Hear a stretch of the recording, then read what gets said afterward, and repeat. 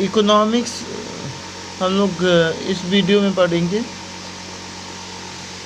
समृद्धि और विकास, मानव विकास रिपोर्ट 2023-24। सुर्खियों में क्यों? हाल ही में संयुक्त राष्ट्र विकास कार्यक्रम UNDP ने मानव विकास रिपोर्ट 2023-24 जारी की है। इस रिपोर्ट का शीर्षक है breaking the gridlock, reimagining cooperation in polarised world. मानव विकास सूचकांक HDI के बारे में। मानव विकास सूचकांक HDI यह 1990 से लगातार प्रकाशित हो रहा है। यह सूचकांक मानव विकास रिपोर्ट का प्रमुख आधार है। मानव विकास सूचकांक के बारे में, यह मानव विकास के लिए एक सांख्यिकी माप विधि है। इसका उपयोग मानव विकास के 3 मूलभूत आयामों में किसी देश की उपलब्धि को मापने के लिए किया जाता है। ये मूलभूत आयाम हैं दीर्घायु और स्वस्थ जीवन, ज्ञान तथा सम्मानजनक जीवन स्तर। HDI मान की गणना कैसे की जाती है? HDI मान 4 संकेतकों में देश के स्कोर को एकत्रित करके किया जाता है। इन संकेतकों को आयाम सूचकांक के आधार पर O और 1.0 के बीच की एकल संख्या में संकलित किया जाता है। HDI का विकास किसने किया? पाकिस्तानी अर्थशास्त्री महबूबुल हक। मानव विकास सूचकांक HDI आयाम दीर्घायु एवं स्वस्थ जीवन, ज्ञान, सम्मानजनक जीवन स्तर। संकेतक जन्म के समय जीवन का प्रत्याशा। आयाम सूचकांक में जीवन प्रत्याशा सूचकांक, स्कूली शिक्षा के अपेक्षित वर्ष, स्कूली शिक्षा का औसत वर्ष। शिक्षा सूचकांक ये ज्ञान से रिलेटेड है। आइए सम्मानजनक जीवन स्तर में प्रति व्यक्ति आय और GNI प्रति व्यक्ति सूचकांक। मानव विकास सूचकांक निम्न मानव विकास 0.55 शून्य से कम। मध्यम मानव विकास सूचकांक 0.55 शून्य से 0.622। उच्च मानव विकास सूचकांक 0.700 से 0.799। अति उच्च मानव विकास 0.80 से अधिक। महत्व, इसका उपयोग देश की सरकारें अपने अलग अलग नीतियों को प्राथमिकता देने में कर सकती हैं। उदाहरण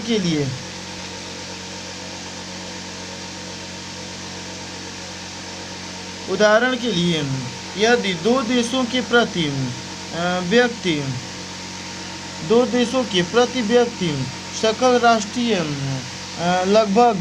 आय लगभग समान है तो HDI यह बताने में मदद कर सकता है कि किन वजहों से मानव विकास के मानकों पर उनके प्रदर्शन अलग अलग हैं। HDI की कमियां।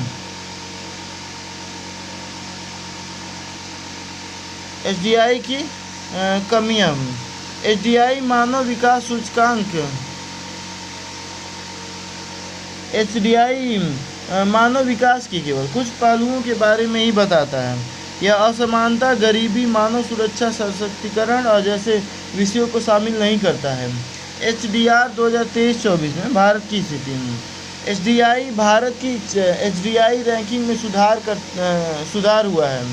2021 में भारत 135वें स्थान पर था, जो सुधरकर 2022 में 134वां हो गया है। वहीं 2018 में भारत 130वें स्थान पर था। HDI स्कोर, भारत का स्कोर 2021 के 0.633 में से बढ़कर 2022 में 0.644 हो गया।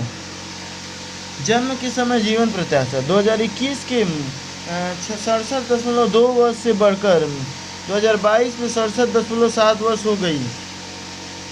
स्कूली शिक्षा के प्रत्याशित वर्ष 2021 के 11.9 वर्ष से बढ़कर 2022 में 12.6 वर्ष हो गए। स्कूली शिक्षा के औसत वर्ष यह 2022 में बढ़कर 6.57 वर्ष हो गए। प्रति व्यक्ति सकल राष्ट्रीय आय 2021 की तुलना में 2022 में प्रति व्यक्ति सकल राष्ट्रीय आय में बढ़ोतरी हुई है, जो $6,542 से बढ़कर $6,951 हो गई। श्रेणी: भारत को मानव विकास की मध्यम श्रेणी में रखा गया है। पड़ोसी देशों के साथ तुलना: भारत की रैंकिंग: चीन 75, श्रीलंका 78, मालदीव 87, भूटान 125 और बांग्लादेश 129 से भी नीचे है। HDR 2023-24 में वैश्विक स्थिति: मानव विकास सूचकांक HDI वर्ष 2022 में कुल 193 देशों की रैंकिंग की गई। इनमें स्विट्जरलैंड पहले स्थान पर है और दूसरे तीसरे स्थान पर क्रमशः नॉर्वे एवं आइसलैंड है। विकास में बढ़ती असमानता: अमीर और गरीब देशों के बीच असमानताओं को लगातार कम करने में हुई प्रगति रुक गई है और यह असमानता बढ़ने लगी है।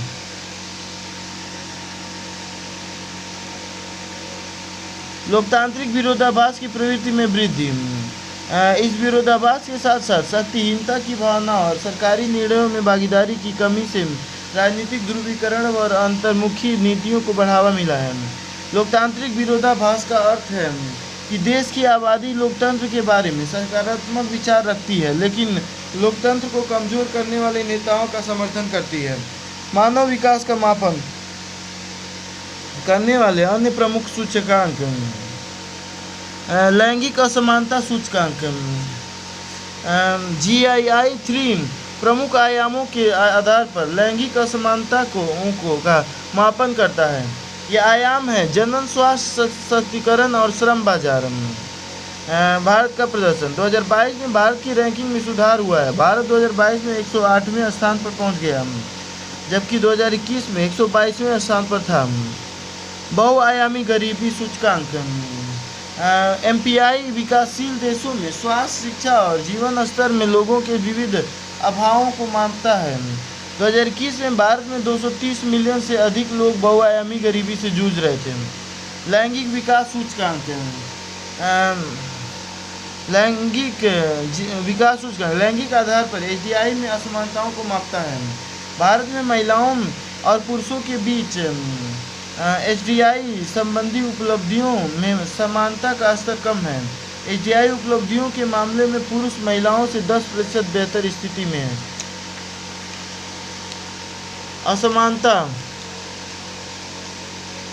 असमानता समायोजित मानव विकास सूचकांक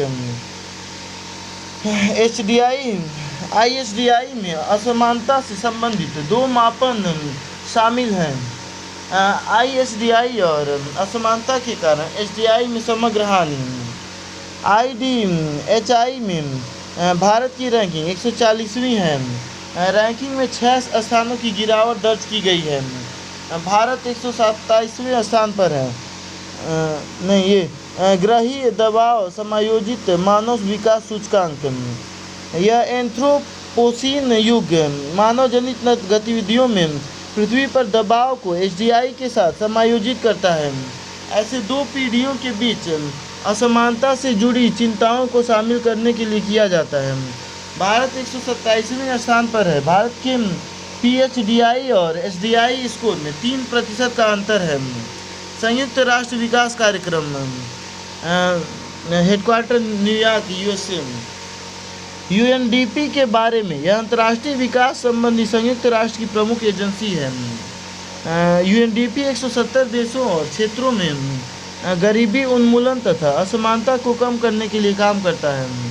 2030 एजेंडा के अनुरूप UNDP विकास के लिए 6 क्रॉस कटिंग दृष्टिकोण लागू कर रहा है, जिसे सिग्नेचर सॉल्यूशंस के नाम से जाना जाता है। UNDP संयुक्त राष्ट्र सतत विकास समूह का भी सदस्य है। गौरतलब है कि UNSDG संयुक्त राष्ट्र के लगभग 40 फंड्स कार्यक्रमों, विशेष एजेंसियों और 2030 एजेंडा को आगे बढ़ाने के लिए काम करने वाले अन्य निकायों का एक नेटवर्क है।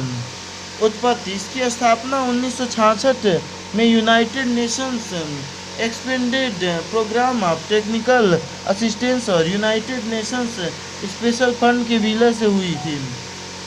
सौंपे गए कार्य। यूएनडीपी का मुख्य कार्य गरीबी समाप्त करना व लोकतांत्रिक शासन, विधि का शासन और समावेशी संस्थानों का निर्माण करना है।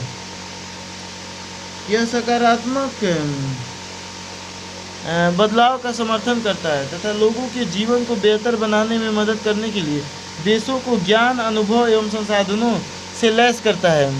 इसका कार्य निम्नलिखित 3 प्रमुख क्षेत्रों पर केंद्रित है: सतत विकास, लोकतांत्रिक शासन और शांति निर्माण तथा जलवायु एवं आपदा लचीलापन। रिपोर्ट प्रकाशन। मानव विकास रिपोर्ट वैश्विक बहुआयामी निर्धनता सूचकांक आदि। फंडिंग। यूएनडीपी पूरी तरह से संयुक्त राष्ट्र के सदस्य देशों, बहुपक्षीय संगठनों, निजी क्षेत्रक और अन्य स्रोतों से प्राप्त स्वैच्छिक फंडिंग पर निर्भर है। घरेलू उपभोग व्यय सर्वेक्षण 2022-23। सुर्खियों में क्यों? राष्ट्रीय प्रतिदर्श सर्वेक्षण कार्यालय एनएसएसओ ने 10 वर्षों के अंतराल के बाद HCES 2022-23 जारी किया है। इससे पहले उपभोग व्यय सर्वेक्षण 2011-12 में जारी किया गया था। घरेलू उपभोग व्यय सर्वेक्षण के बारे में। उद्देश्य: इस सर्वेक्षण का आयोजन परिवारों द्वारा वस्तुओं और सेवाओं के उपभोग के बारे में जानकारी एकत्र करने के लिए किया जाता है। संचालन करने वाली व्यवस्था संस्था। यह सर्वेक्षण एनएसएसओ द्वारा नियमित अंतराल पर किया जाता है। एनएसएसओ सांख्यिकी और कार्यक्रम कार्यान्वयन मंत्रालय के तहत स्थापित एक संस्था है।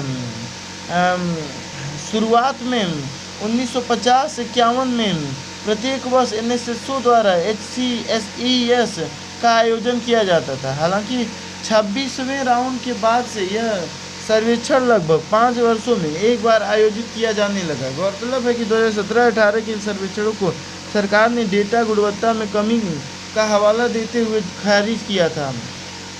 HCES की उपयोगिता। सर्वेक्षण में प्राप्त डेटा परिवारों के उपभोग और व्यय पैटर्न, जीवन स्तर और रहन सहन को समझने में मदद करते हैं। ये डेटा सकल घरेलू उत्पाद GDP, गरीबी स्तर और उपभोक्ता मूल्य आधारित मुद्रास्फीति जैसे कई महत्वपूर्ण आर्थिक संकेतकों की समीक्षा में महत्वपूर्ण भूमिका निभा सकते हैं। राष्ट्रीय प्रतिदर्श सर्वेक्षण कार्यक्रम एनएसएसओ के बारे में। एनएसएसओ राष्ट्रीय सांख्यिकी कार्यालय एनएसओ का हिस्सा है और यह MOSPI के नियंत्रण में एक अधीनस्थ कार्यालय है। राष्ट्रीय सांख्यिकी कार्यालय एनएसओ में केंद्रीय सांख्यिकी कार्यालय CSO और NSSO दोनों शामिल हैं। उद्देश्य: इसका उद्देश्य अखिल भारतीय स्तर पर विविध क्षेत्रों में बड़े पैमाने पर सैंपल सर्वे करना है। प्रमुख डायरेक्टर जनरल। कार्य एवं जिम्मेदारियां। यह आवधिक श्रम बल सर्वेक्षण, वार्षिक औद्योगिक सर्वेक्षण और अर्बन फ्रेम सर्वे आदि आयोजित करता है। एनएसएसओ ग्रामीण और शहरी स्तर की कीमतों का सर्वे करके डेटा एकत्र करता है। साथ ही यह फसल सांख्यिकी के सुधार में महत्वपूर्ण भूमिका निभाता है। यह शहरी क्षेत्रों में सैंपल सर्वे में उपयोग के लिए शहरी क्षेत्र इकाइयों का एक ढांचा भी बनाए रखता है। एनएसएसओ के निम्नलिखित 4 प्रभाग डिवीजन हैं: survey design and research division, field operations division, data processing division, survey coordination division. HCES 2022-23 के मुख्य बिंदुओं पर एक नज़र। समग्र रुझान। औसत मासिक प्रति व्यक्ति उपभोग व्यय में 1999 से 2000 से बढ़ोतरी जारी है। पिछले सर्वेक्षण के बाद से ग्रामीण क्षेत्रों में यह लगभग 2.6 गुना और शहरी क्षेत्रों में 2.5 गुना बढ़ गया है। ग्रामीण शहरी विभाजन। औसत MPCE ग्रामीण भारत में 3,773 रुपये और शहरी भारत में 6,459 रुपये हैं। अमीर गरीब विभाजन। ग्रामीण और शहरी क्षेत्रों में रहने वाले 5% सबसे अमीर व्यक्ति सबसे गरीब 5% व्यक्ति की तुलना में क्रमशः लगभग 8 गुना ग्रामीण और 10 गुना शहरी अधिक खर्च करते हैं। राज्यवार अंतर। राज्यों में एमपीसीई सिक्किम में सबसे अधिक और छत्तीसगढ़ में सबसे कम। 9 राज्यों में एमपीसीई राष्ट्रीय औसत से कम है। कृषक परिवारों का एमपीसीई कृषक परिवारों का उपभोग व्यय 3702 रुपये है। ऐसा पहली बार है जब कृषक परिवारों का उपभोग व्यय ग्रामीण औसत 3773 रुपये से कम हुआ है। वंचित वर्गों के बीच उपभोग व्यय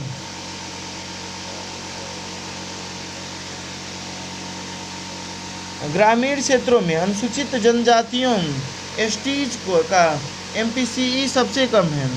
ग्रामीण क्षेत्रों में दूसरा सबसे कम एमपीसीई अनुसूचित जातियों का है, एससीज का है। इन दोनों वंचित समुदायों का एमपीसीई ग्रामीण औसत से कम है। गौरतलब है कि एचसीईज 2022-23 सर्वेक्षण में अलग अलग सामाजिक कल्याण कार्यक्रमों के तहत परिवारों को मुफ्त में प्राप्त और खपत वाली वस्तुओं की मात्रा के बारे में जानकारी एकत्र करने के लिए एक अलग प्रावधान भी शामिल किया गया था। एसडीजी प्रगति रिपोर्ट 2024। सुर्खियों में क्यों? एशिया और प्रशांत के लिए संयुक्त राष्ट्र आर्थिक एवं सामाजिक आयोग UNESCAP ने एशिया और प्रशांत में एसडीजी प्रगति रिपोर्ट 2024 शीर्षक से रिपोर्ट जारी की है। एसडीजी प्रगति रिपोर्ट के बारे में इसे UNESCAP ने जारी किया है। इसमें 17 सतत विकास लक्ष्यों और एशिया प्रशांत क्षेत्र के लिए इसमें शामिल 169 टारगेट्स की दिशा में वर्तमान प्रगति का अवलोकन प्रस्तुत किया गया है। इसमें एशिया प्रशांत क्षेत्र में मिली सफलता और वर्तमान ट्रेंड्स तथा इस क्षेत्र के विभिन्न हिस्सों में सामना की जाने वाली अनूठी चुनौतियों पर प्रकाश डाला गया है। UNESCAP के बारे में यह संयुक्त राष्ट्र के 5 क्षेत्रीय आयोगों में से एक है। इसका मुख्यालय बैंकॉक में है। इसे 1947 में एशिया और सुदूर पूर्व के लिए आर्थिक आयोग के रूप में स्थापित किया गया था। यह 1974 में ESCAP बन गया था। सदस्य भारत सहित 53 सदस्य देश और 9 एसोसिएट सदस्य। यह एशिया प्रशांत क्षेत्र में समावेशी, अनुकूलनशील और सतत विकास सुनिश्चित करने में मदद करता है। फोकस वाले क्षेत्र: मैक्रो इकोनॉमिक नीतियाँ, गरीबी में कमी और विकास के लिए वित्त पोषण, परिवहन, पर्यावरण और विकास, सूचना एवं संचार प्रौद्योगिकी और आपदा जोखिम में कमी, सामाजिक विकास, सांख्यिकी, ऊर्जा। रिपोर्ट के मुख्य बिंदुओं पर एक नज़र।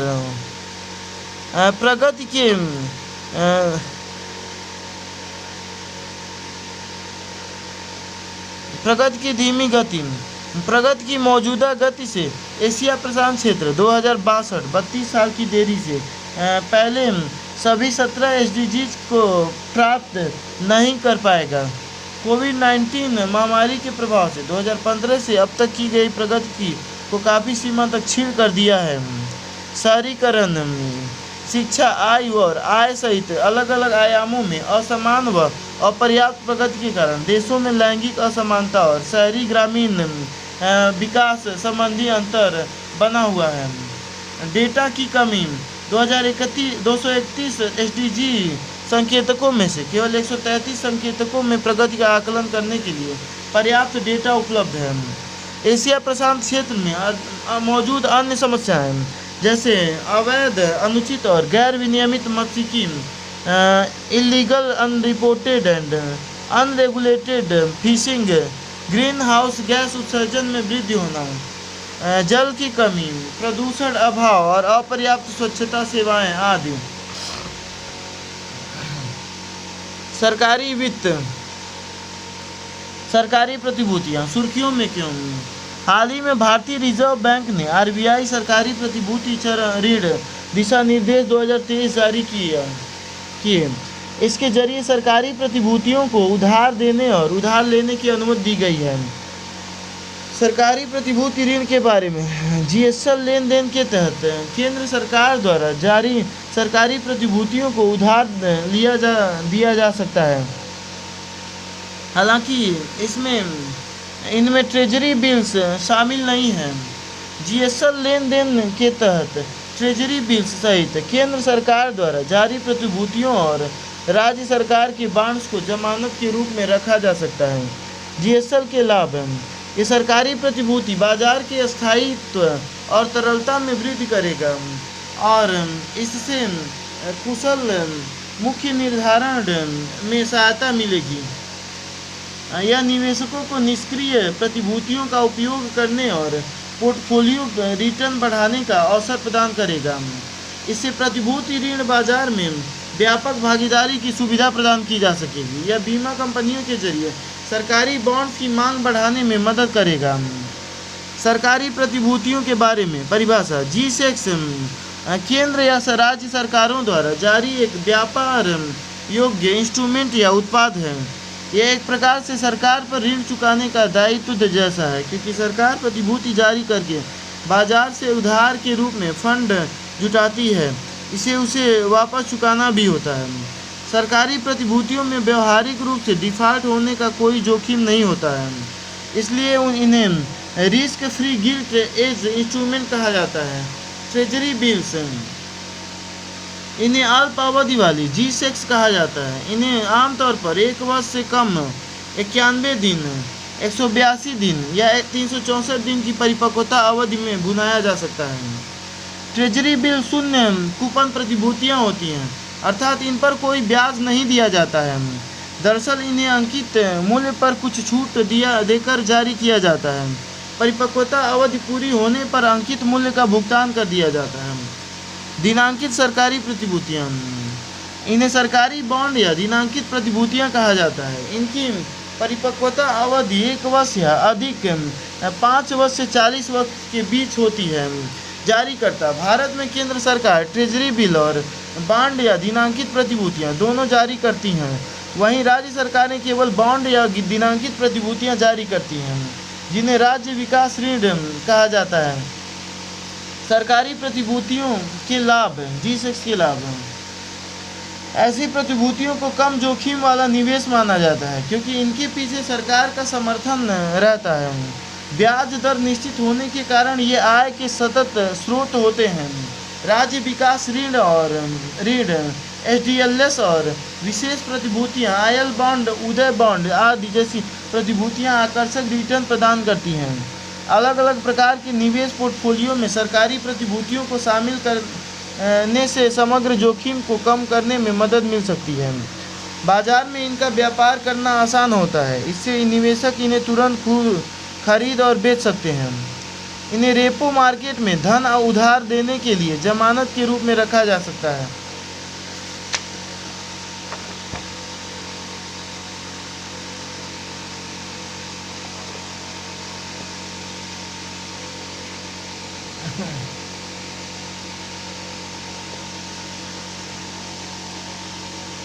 सरकारी प्रतिभूतियां RBI द्वारा आयोजित नीलामी के जरिए जारी की जाती है।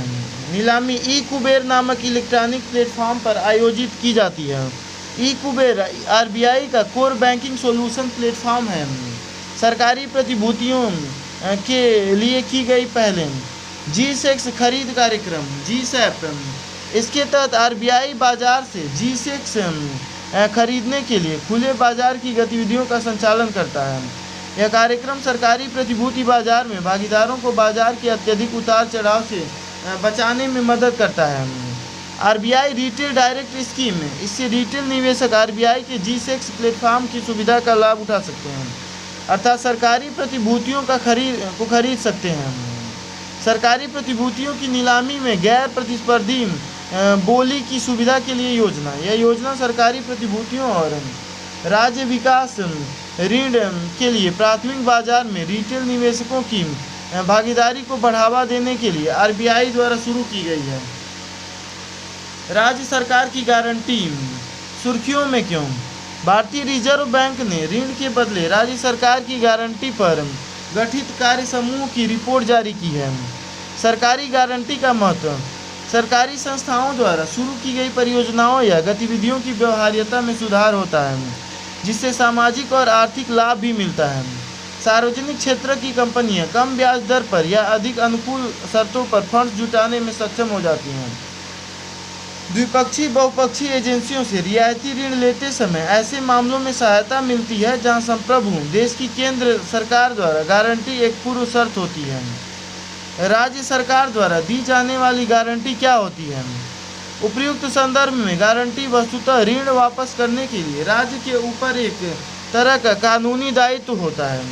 यह राज्य को ऋण भुगतान करने के लिए बाध्य करता है और ऋणी के डिफॉल्ट होने की स्थिति में किसी निवेशक ऋणदाता को जोखिम से बचाता है।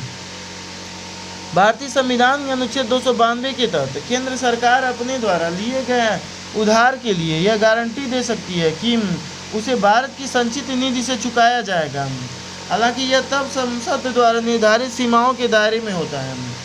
इसी प्रकार अनुच्छेद 293 के अंतर्गत राज्य सरकार राज्य की संचित निधि की गारंटी पर अपने विधानमंडल द्वारा निर्धारित सीमाओं के दायरे में उधार ले सकती है और उसकी गारंटी भी दे सकती है। राज्य में अक्सर विकासात्मक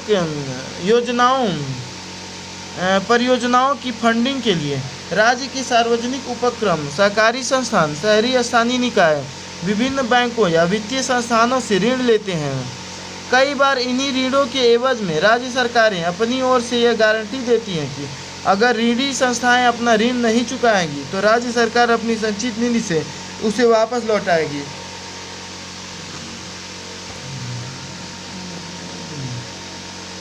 राज्य सरकार द्वारा दी गई गारंटियों की वर्तमान स्थिति। दायरा या विस्तार 2018 से 21 की अवधि के लिए राज्यवार गारंटी डेटा से पता चलता है कि अधिकांश राज्यों के मामले में गारंटी की बकाया राशि उनके जीएसडीपी के 10% से कम है। हालांकि अधिकतर राज्यों के मामले में यह पिछले कुछ वर्षों से बढ़ रही है। गारंटी की सबसे अधिक बकाया राशि वाले राज्यों में सिक्किम 12%, तेलंगाना 12%, आंध्र प्रदेश 10.4% और उत्तर प्रदेश 8.8% शामिल हैं। कई राज्यों में ने सबसे अधिक गारंटी अपने डिस्कॉम्स बिजली क्षेत्र के ऋण के लिए दी है। राज्यों द्वारा दी जाने वाली गारंटियों से संबंधित मुद्दे। नैतिक खतरे। गारंटी कभी कभी समस्याएं भी पैदा कर सकती हैं। अधिकतर मामलों में देखा गया है कि गारंटी प्राप्त पक्ष अपने दायित्वों को पूरा करने के लिए बेहतर प्रयास नहीं करता है, क्योंकि वह जानता है कि उसे राज्य से गारंटी मिली हुई है। राजकोषीय जोखिम। राजकोष से अचानक अधिक नकदी का भुगतान होने और ऋणों में बढ़ोतरी की वजह से राज्य के वित्त पर बोझ बढ़ सकता है। निजी निवेश में कमी आना। गारंटियों का अत्यधिक उपयोग करने से निजी ऋणदाता सीधे परियोजनाओं का वित्त पोषण करने से हतोत्साहित हो सकते हैं। इससे सरकार और राज्य के स्वामित्व वाली संस्थाओं के लिए उधार लेने की लागत बढ़ सकती है। बैंकिंग। गैर निष्पादित परिसंपत्तियां सुर्खियों में क्यों? एनपीएज सुर्खियों में क्यों? हाल ही में भारतीय रिजर्व बैंक आरबीआई ने वित्त वर्ष 2022-23 के लिए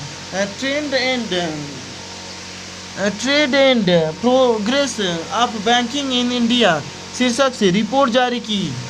इस रिपोर्ट में बताया गया है कि भारत के अनुसूचित वाणिज्यिक बैंकों एससीबीज का जीएनपीए अनुपात 2022-23 में कम होकर 3.9% रह गया है। Trade and progress chief in India 2022-23 report के मुख्य बिंदुओं पर एक नज़र। अनुसूचित वाणिज्यिक बैंकों की संयुक्त बैलेंस शीट 2022-23 में 12.2% बढ़ी है। यह विगत 9 वर्षों में सबसे अधिक वृद्धि है। 2022-23 के दौरान बैंकों द्वारा रिपोर्ट की गई धोखाधड़ी की कुल राशि 6 साल के निचले स्तर पर आ गई है। वहीं धोखाधड़ी में शामिल औसत राशि 1 दशक में सबसे कम रही।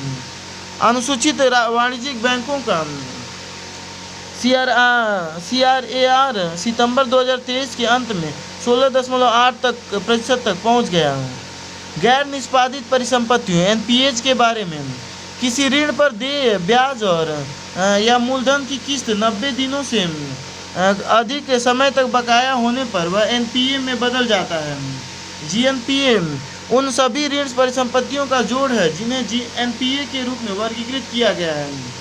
शब्दावली को जाने। जोखिम भारित परिसंपत्तियों की तुलना में पूंजी, इसे पूंजी पर्याप्तता अनुपात के रूप में भी जाना जाता है। यह जोखिम भारित परिसंपत्तियों और वर्तमान देनदारियों के संबंध में बैंक की पूंजी का अनुपात होता है। वाणिज्यिक बैंकों को अतिरिक्त ऋण देने और इसके चलते दिवालिया होने से बचाने के लिए केंद्रीय बैंक एवं बैंक विनियामकों द्वारा CAR के बारे में निर्णय लिया जाता है।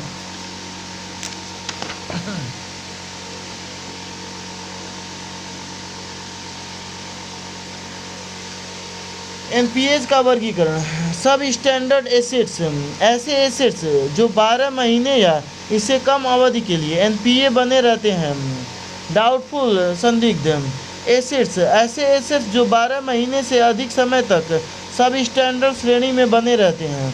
लॉस एसेट्स, ऐसी परिसंपत्ति जिसे बैंक पूरी तरह से राइट ऑफ बट्टे खाते नहीं करते हैं लेकिन हानि के रूप में अपने खाते में दर्ज करते हैं, से लॉस एसेट्स कहा जाता है। सामान्य बैंक द्वारा आंतरिक या बाह्य लेखा परीक्षकों द्वारा RBI द्वारा ऐसे एसेट्स को लॉस या हानि मान लिया जाता है।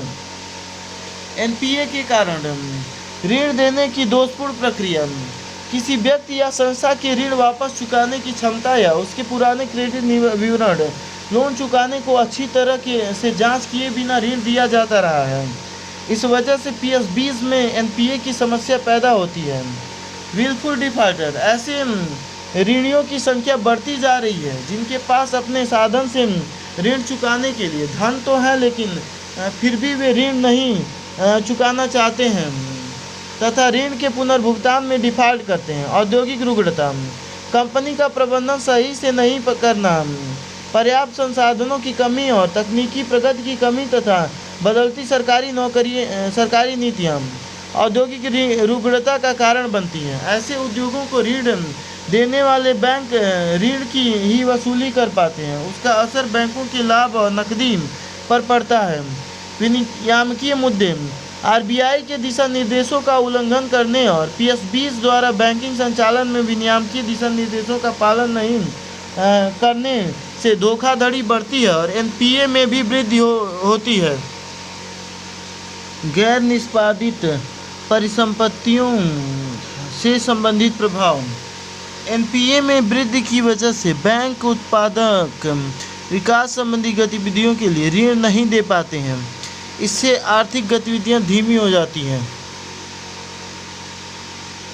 इससे रोजगार के अवसरों में कमी आती है और मुद्रास्फीति जैसी समस्या उत्पन्न होती है। NPA में वृद्धि होने से बैंकों के घाटे को कम करने के लिए ब्याज दरों में वृद्धि की जाती है। इससे व्यक्तियों और कंपनियों के लिए उधार लेना महंगा हो सकता है। NPA में वृद्धि के कारण बैंकों की प्रतिष्ठा, संचालन और व्यवसाय प्रभावित होता है। इस वजह से अदालतों में ऐसे लंबित मामलों की संख्या काफ़ी बढ़ गई है। साथ ही ऋण वसूली के मामलों की अधिक संख्या का निपटान करने के लिए पर्याप्त कार्यबल उपलब्ध नहीं है। NPA को कम करने के लिए उठाए गए कदम, वित्तीय परिसंपत्तियों का प्रतिभूतिकरण और पुनर्निर्माण और सुरक्षा हित प्रवर्तन अधिनियम सरफा AC एक्ट 2002, यह सिक्योर्ड ऋणदाताओं को मूलधन और न ब्याज के पुनर्भुगतान में डिफॉल्ट होने पर ऋणी द्वारा जमानत कोलेटरल के रूप में रखी गई परिसंपत्ति को कब्जे में लेने का अधिकार देता है। ऋण वसूली अधिकरण, इसे ऋण वसूली और दिवालियापन अधिनियम 1993 के तहत स्थापित किया गया था। इस कानून के तहत शीघ्र न्याय करने और ऋणों की वसूली के लिए अधिकरणों ट्रिब्यूनल की स्थापना का प्रावधान किया गया है। दिवाला और शोधन अक्षमता संहिता 2016, इसके तहत कारपोरेट व्यक्तियों, साझेदारी फर्मों और व्यक्तियों के ऋण पुनर्गठन तथा दिवाला समाधान को समयबद्ध तरीके से यानी 180 दिनों के भीतर समाधान करने का प्रावधान किया गया है। इस अवधि को और 90 दिनों के लिए बढ़ाया जा सकता है। National asset reconstruction company NARCL, इनका लक्ष्य बैंकों के NPA को कम करना तथा वित्तीय प्रणाली की स्थिरता और दक्षता में सुधार करना है। इंद्रधनुष योजना शुरू की गई है। इसका उद्देश्य PSBs में सुधार करना तथा उनका पुनर्पूंजीकरण करना है। यूनिफाइड पेमेंट इंटरफेस सुर्खियों में क्यों? हाल ही में भारतीय रिजर्व बैंक आरबीआई ने यूपीआई पेमेंट का दायरा बढ़ाने के लिए नए नियमों और विनियमों की घोषणा की है। नए नियमों के मुख्य बिंदुओं पर एक नज़र। यूपीआई से लेन देन की सीमा में वृद्धि। यूपीआई से अस्पतालों और शैक्षणिक संस्थानों को किए जाने वाले भुगतान संबंधी प्रत्येक लेन देन की सीमा को 1 लाख रुपए से बढ़ाकर 5 लाख रुपए कर दिया गया है। सामान्य लेन देन के मामले में 24 घंटे में यूपीआई पेमेंट के लिए अधिकतम लिमिट 1 लाख रुपए है। हालांकि पूंजी बाजार, ब्रोकिंग, म्यूचुअल फंड आदि कनेक्शन, क्रेडिट कार्ड भुगतान, ऋण भुगतान, ईएमआई, बीमा आदि जैसी श्रेणियाँ इसका अपवाद है, जहाँ लेन देन की सीमा 2 लाख रुपए है। आवर्ती रेकरिंग ऑनलाइन लेन देन के लिए ई पेमेंट्स में वृद्धि। Credit card bill, mutual fund subscription और बीमा प्रीमियम भुगतान के लिए एडिशनल फैक्टर ऑफ ऑथेंटिकेशन के बिना ई मैंडेट्स से भुगतान की सीमा 15,000 रुपये से बढ़ाकर 1 लाख रुपये कर दी गई है। फिनटेक रिपोजिटरी की स्थापना। इस रिपोजिटरी का संचालन रिजर्व बैंक इनोवेशन हब द्वारा अप्रैल 2024 में या उससे पहले शुरू कर दिया जाएगा। यूपीआई के बारे में। यूपीआई एक ऐसी प्रणाली है जो कई बैंक खातों को एक ही मोबाइल एप्लीकेशन भागीदार बैंकों के साथ से जोड़ती है। ऐसे में एक एप्लीकेशन से ही फंड ट्रांसफ़र जैसी कई बैंकिंग सुविधाएं उपलब्ध कराई जाती हैं। इससे 2016 में भारतीय राष्ट्रीय भुगतान निगम एनपीसीआई तथा द्वारा विकसित किया गया था। इसे तत्काल भुगतान सेवा आईएमपीएस प्लेटफॉर्म पर बनाया गया है। विदेशी बाजारों में भारत का यूपीआई। ओमान, संयुक्त अरब अमीरात, फ्रांस, नेपाल, भूटान जैसे देशों में कुछ क्षेत्रों में भुगतान के लिए यूपीआई सिस्टम का उपयोग किया जा रहा है। यूपीआई 123 पे यह फीचर फ़ोन यूजर्स के लिए एक त्वरित भुगतान प्रणाली है। ऐसे यूजर्स सुरक्षित तरीके से यूपीआई भुगतान सेवा का उपयोग कर सकते हैं। यूपीआई द्वारा शुरू की गई नई सुविधाएं। Credit line on UPI. यह यूपीआई के माध्यम से बैंकों में पूर्व स्वीकृत ऋण सुविधा का लाभ उठाने में सक्षम बनाता है। UPI light x. इसके जरिए users near field communications NFC को सपोर्ट करने वाले किसी भी डिवाइस के माध्यम से ऑफलाइन मोड में धन भेज सकते हैं और प्राप्त कर सकते हैं। नियर फील्ड कम्युनिकेशन एनएफसी कम दूरी के लिए वायरलेस कनेक्टिविटी प्रदान करने वाली तकनीक है। यह 2 डिवाइसेस के बीच संचार स्थापित करने के लिए विद्युत चुंबकीय रेडियो फील्ड्स के माध्यम से डेटा प्रसारित करती है। यूपीआई टैप एंड पे। यह व्यापारियों को एनएफसी आधारित क्यूआर कोड की मदद से बिना पिन डाले एक टैप से भुगतान पूरा करने की सुविधा प्रदान करता है। आवाज़ आधारित भुगतान। Hello UPI. इसकी मदद से यूजर्स केवल वॉइस कमांड देकर अपना यूपीआई पिन डालकर फंड ट्रांसफ़र कर सकते हैं। Bharat bill pay connect. ग्राहक केवल हाय बोलकर या मिस्ड कॉल देकर अपना बिल प्राप्त कर सकते हैं और भुगतान कर सकते हैं। भारत में कार्ड नेटवर्क सुर्खियों में क्यों? भारतीय रिजर्व बैंक ने एक कार्ड नेटवर्क को बिजनेस कार्ड का उपयोग करके किए गए अनधिकृत भुगतान को रोकने का आदेश दिया है।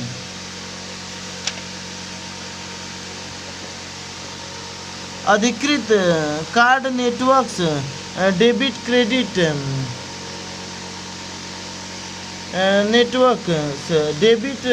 क्रेडिट प्रीपेड कार्ड जारी करने के लिए बैंकों गैर बैंकों के साथ समझौता करते हैं। डेबिट और क्रेडिट कार्ड लेन देन की प्रोसेसिंग करने वाली कंपनियां व्यवसायों से कुछ शुल्क लेती हैं, जिसे मर्चेंट डिस्काउंट रेट के रूप में जाना जाता है। आमतौर पर बैंक ही ग्राहकों को जारी किए जाने वाले डेबिट या क्रेडिट कार्ड नेटवर्क का संचालन करते हैं।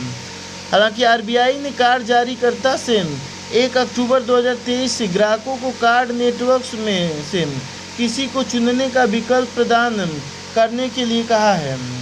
भारत में कार्ड नेटवर्क बाजार के बारे में, भारत में अभी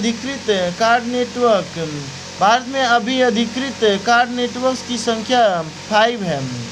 ये हैं Visa, Mastercard, RuPay, Diners Club और अमेरिकन एक्सप्रेस। रुपे भारत का स्वदेशी भुगतान नेटवर्क है। इसे एनपीसीआई द्वारा वैश्विक पेमेंट मार्केट में भारत के प्रवेश में मदद के लिए शुरू किया गया है। डेबिट कार्ड सेगमेंट में रुपे कार्ड की हिस्सेदारी काफ़ी ज़्यादा है। इसमें लगभग 70 करोड़ कार्ड और 65% बाजार हिस्सेदारी शामिल है। गौरतलब है कि क्रेडिट कार्ड बाजार में वीज़ा और मास्टर कार्ड का दबदबा है। दोनों के पास भारत के 90% क्रेडिट कार्ड बाजार का स्वामित्व है। भारतीय राष्ट्रीय भुगतान निगम एनपीसीआई के बारे में, एनपीसीआई भारत में खुदरा भुगतान और निपटान प्रणाली के संचालन के लिए एक अम्ब्रेला संगठन है।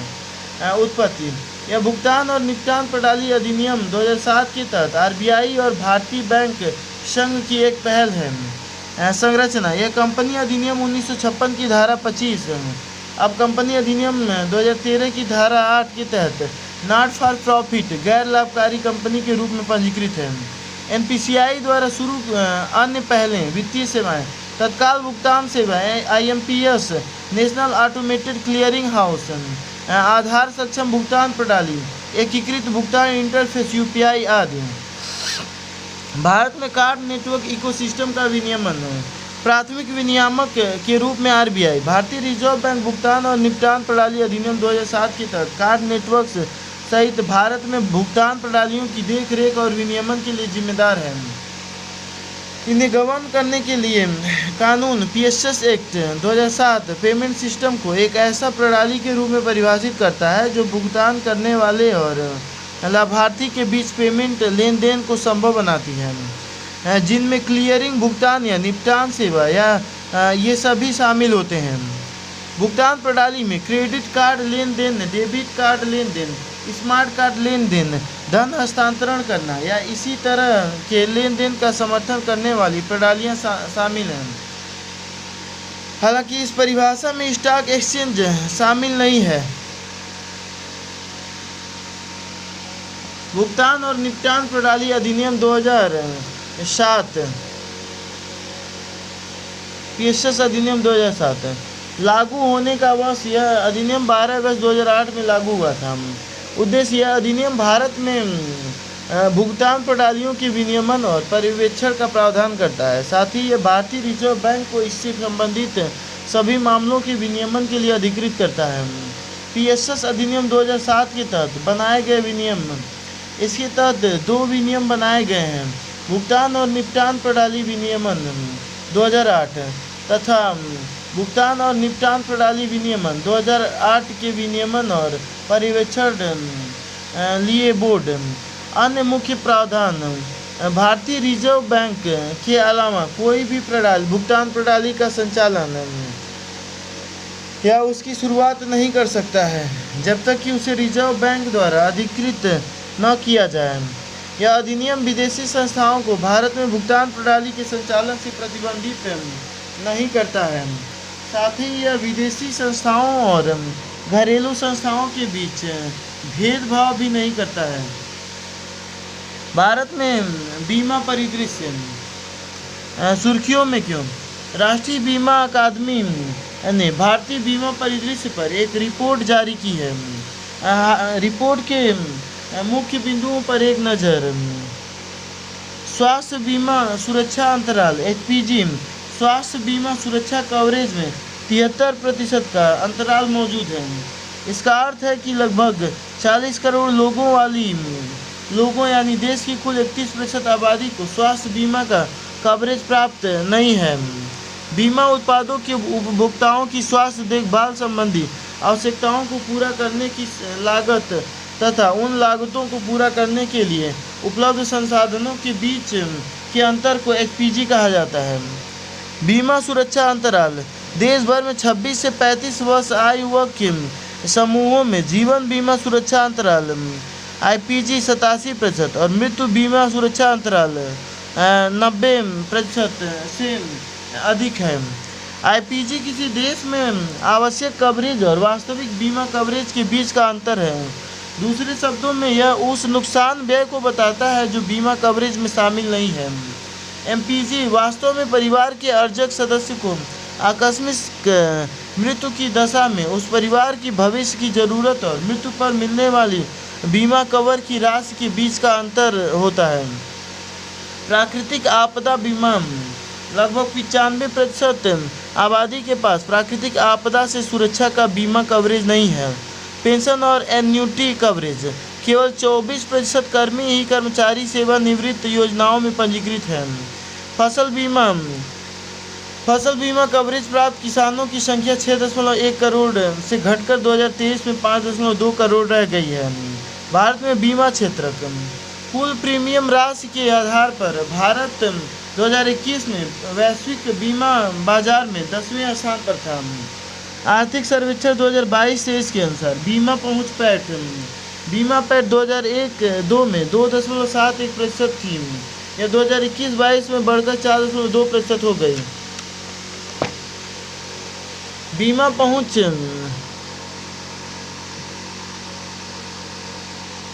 पहुंच या पैठ से आशय सकल घरेलू उत्पाद जीडीपी की तुलना में बीमा प्रीमियम के प्रतिशत से है। बीमा घनत्व 2001-2 में 11.1 अमेरिकी डॉलर था। यह 2021-22 में बढ़कर $91 हो गया। बीमा घनत्व बीमा प्रीमियम और जनसंख्या के बीच का अनुपात यह प्रति व्यक्ति प्रीमियम को दर्शाता है। भारत में बीमा क्षेत्र का विनियमन बीमा अधिनियम 1938 के इसके तहत बीमा व्यवसायों की कामकाज के लिए विधायी फ्रेमवर्क बनाया गया था। भारतीय बीमा विनियामक और विकास प्राधिकरण यह एक वैधानिक निकाय है। इसे बीमा विनियामक और विकास प्राधिकरण अधिनियम 1999 के प्रावधानों के तहत स्थापित किया गया है। इसके मुख्य कार्य हैं बीमा व्यवसाय और पुनर्बीमा व्यवसाय का विनियमन, प्रसार और वृद्धि सुनिश्चित करना। बीमा प्रभाग यह वित्त मंत्रालय के अंतर्गत नीति निर्माण और बीमा संबंधी अलग अलग कानूनों के प्रशासन के लिए जिम्मेदार है। राष्ट्रीय बीमा अकादमी इसकी स्थापना 1980 में बीमा पेंशन और संबद्ध क्षेत्रों में अनुसंधान और विकास को बढ़ावा देने के लिए की गई थी। रिजर्व बैंक एकीकृत लोकपाल योजना सुर्खियों में क्यों? भारतीय रिजर्व बैंक ने लोकपाल योजना की वार्षिक रिपोर्ट 2022-23 जारी की है। लोकपाल योजना की वार्षिक रिपोर्ट 2022-23 के मुख्य बिंदुओं पर एक नज़र। शिकायतें वित्त वर्ष 2022-23 के दौरान ORBOs और CRPC के पास लगभग 7 लाख शिकायतें दर्ज कराई गईं। शिकायत का तरीका कुल प्राप्त शिकायतों में से लगभग 85.64% शिकायतें डिजिटल मोड में प्राप्त हुई हैं। निपटान दर वित्त वर्ष 2022-23 में ORBOs में प्राप्त 98% शिकायतों का निपटारा किया गया। अधिकतर सुनवाई विचार योग्य शिकायतों 57.48% का निपटारा ORBOs द्वारा आपसी समझौते सुलह मध्यस्थता के जरिए किया गया। रिजर्व बैंक एकीकृत लोकपाल योजना 2021 के बारे में पृष्ठभूमि RBIOS को RBI के वैकल्पिक शिकायत निवारण AGR फ्रेमवर्क के रूप में 2021 में आरंभ किया गया था। RBIOS का प्रमुख कार्य RBI के तहत विनियमित संस्थाओं द्वारा प्रदान की जाने वाली सेवाओं के संबंध में ग्राहकों की शिकायतों का शीघ्र और लागत प्रभावी तरीके से समाधान करना है। मौजूदा योजनाओं का एकीकरण इसमें RBI के पहले की निम्नलिखित 3 लोकपाल योजनाओं को एकीकृत किया गया है। बैंकिंग लोकपाल योजना 2006, गैर बैंकिंग वित्तीय कंपनियों के लिए लोकपाल योजना 2018 और डिजिटल लेन देन के लिए लोकपाल योजना 2019। उद्देश्य इस योजना का उद्देश्य RBI की विनियमित संस्थाओं द्वारा प्रदान की जाने वाली सेवाओं में कमी से संबंधित ग्राहकों की शिकायतों का निःशुल्क समाधान प्रदान करना है। यह योजना RBI लोकपाल तंत्र के अधिकार क्षेत्र को तटस्थ बनाकर एक राष्ट्र एक लोकपाल के विजन का समर्थन करती है। यदि आपको किसी बीमा कंपनी अथवा बीमा ब्रोकर के खिलाफ शिकायत करनी है तो आप बीमा लोकपाल के पास शिकायत दर्ज करवा सकते हैं। इसे विनियमित करने वाले प्राथमिक कानून हैं बीमा लोकपाल नियम 2017 और बीमा लोकपाल संशोधन नियम 2023।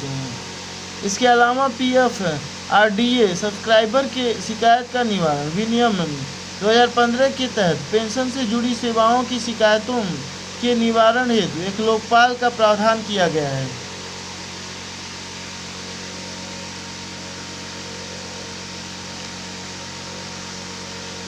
कवरेज, यह योजना निम्नलिखित विनियमित संस्थाओं को कवर करती है।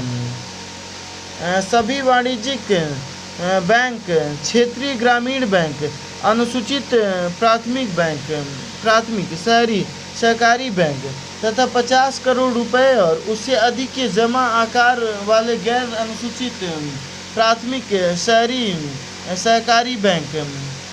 ऐसी सभी गैर बैंकिंग वित्तीय कंपनियां हाउसिंग फाइनेंस कंपनियों को छोड़कर जो जमा स्वीकार करने या ग्राहक से लेन देन के लिए अधिकृत हैं तथा जिनकी परिसंपत्ति का आकार 100 करोड़ रुपए या उससे अधिक है। भुगतान प्रणाली पेमेंट सिस्टम के सभी भागीदार, क्रेडिट इंफॉर्मेशन कंपनियां CICs, लोकपाल की नियुक्ति आरबीआई अपने एक या अधिक अधिकारियों को लोकपाल और यूपी लोकपाल के रूप में नियुक्त कर सकता है। इनका कार्यकाल एक बार में अधिकतम 3 वर्ष होता है। शिकायतों का निपटान, वर्तमान में शिकायतों का निवारण निर्णयन आरबीआई लोकपाल के 22 कार्यालयों के साथ साथ केंद्रीकृत प्राप्ति और प्रसंस्करण केंद्र द्वारा किया जाता है। शहरी सहकारी बैंकों के लिए अम्ब्रेला संगठन। सुर्खियों में क्यों? हाल ही में केंद्रीय सहकारिता मंत्रालय ने शहरी सहकारी बैंकों के लिए एक अम्ब्रेला संगठन राष्ट्रीय शहरी सहकारी वित्त और विकास निगम लिमिटेड का गठन किया है। NUCFDC के बारे में पृष्ठभूमि, 2019 में आरबीआई ने NUCFDC के गठन हेतु national federation of urban cooperative banks and credit societies limited को विनियामकीय मंजूरी प्रदान की। NUCFDC की आवश्यकता क्यों है? UCBs की समस्याओं को हल करने के लिए अम्ब्रेला संगठन एक गेटवे के रूप में कार्य कर सकता है। आरबीआई की विशेषज्ञ समिति की रिपोर्ट 2021 के अनुसार अम्ब्रेला संगठन लघु आकार के UCBs के विलय की जगह एक विकल्प प्रदान करता है। वैधानिक स्थिति, NUCFDC एक अम्ब्रेला संगठन है। यह आरबीआई के साथ टाइप 2 गैर बैंकिंग वित्तीय कंपनी गैर जमा स्वीकारकर्ता के रूप में पंजीकृत है। टाइप 2 NBFC एंड लोगों से जमा पब्लिक फंड्स स्वीकार करती है या स्वीकार करने का इरादा रखती है और या यह ग्राहकों से लेन देन करती है या लेन देन करने का इरादा रखती है। National federation of urban cooperative banks and credit societies limited, headquarter नई दिल्ली, उत्पत्ति, यह एक राष्ट्रीय सहकारी समिति है। इसे 1977 में बहुराज्य सहकारी समिति अधिनियम के तहत पंजीकृत किया गया था। भूमिका, NUFUCB देश में UCBs और क्रेडिट सोसाइटीज लिमिटेड के लिए एक शीर्ष स्तरीय प्रोत्साहन संस्था है। मुख्य गतिविधियां, प्रशिक्षण कार्यक्रम, अनुसंधान का आयोजन, कोर बैंकिंग सॉल्यूशंस CBS से संबंधित पहल। सदस्यता, यह निम्नलिखित को सदस्यता प्रदान करने के लिए एक खुला मंच है। UCBs और शहरी क्रेडिट सोसाइटी है, स्टेट फेडरेशन शहरी बैंकों का एसोसिएशन और या क्रेडिट सोसाइटी, भारतीय राष्ट्रीय सहकारी union, central registrar of cooperative societies की मंजूरी से फेडरेशन के उद्देश्यों को आगे बढ़ाने के लिए उपयोगी कोई अन्य संगठन। कोई भी व्यक्ति फेडरेशन की सदस्यता के लिए पात्र नहीं होगा।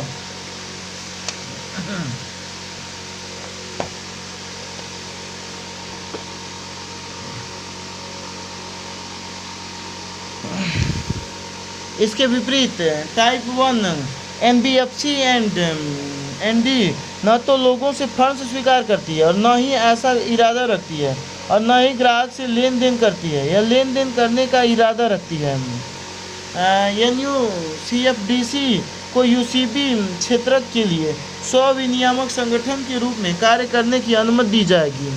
NUCFDC के प्रमुख कार्य तरलता और पूंजी सहायता प्रदान करना या पूंजी जुटाकर 300 करोड़ रुपए के पूंजी आधार तक पहुंचने का लक्ष्य रखे हुए है,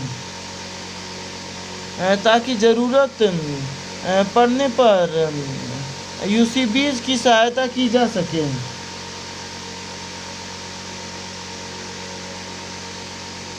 NUCFDC UCBs को फंड प्रबंधन और अन्य परामर्श सेवाएं भी प्रदान कर सकता है।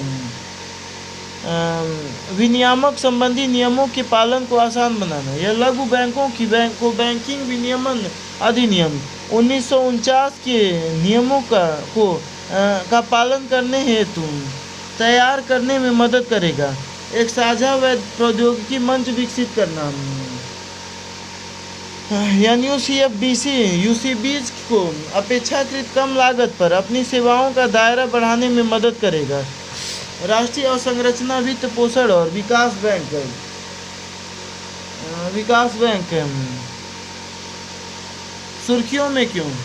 केंद्रीय वित्त मंत्री ने नई दिल्ली में national bank for financing infrastructure and development के प्रदर्शन की समीक्षा के लिए आयोजित एक बैठक की अध्यक्षता की। समीक्षा बैठक में चर्चा के मुख्य बिंदुओं पर एक नज़र। दीर्घकालिक अवसंरचना वित्त पोषण। अब तक NABFID ने कुल 86,000 करोड़ रुपए से अधिक मूल्य की अवसंरचना परियोजनाओं के वित्त पोषण की मंजूरी दी है। इनमें से 50% स्वीकृत परियोजनाओं की वित्त पोषण अवधि 20 से 50 वर्षों की है। सहयोग।